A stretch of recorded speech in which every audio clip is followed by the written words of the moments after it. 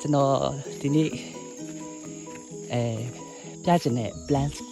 လေးကတော့သူက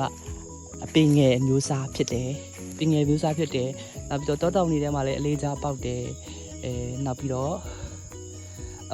အိမ်မှာလည်းတမင်တကာစိုက်ထားလို့ရတယ်ခြံထဲမှာလည်းတမင်တကာစိုက်ထားလို့ရတယ်ဒါကတော့နောက်တစ်မှရှင်းပြမယ်ဒီပင်လေးအခုလက်ရှိရှင်းပြမယ့်ပင်လေးကတော့ဒီပင်လေးဖြစ်ပါတယ်ဒီပင်လေးက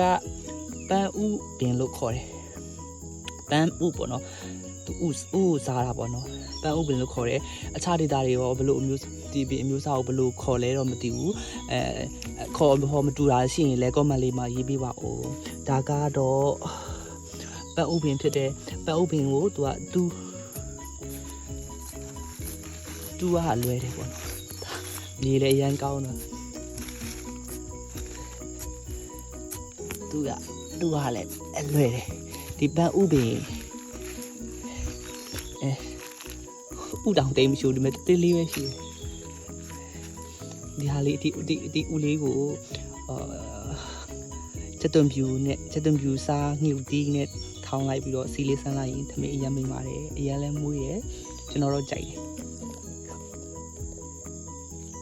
ဘိုင်ဘိုင်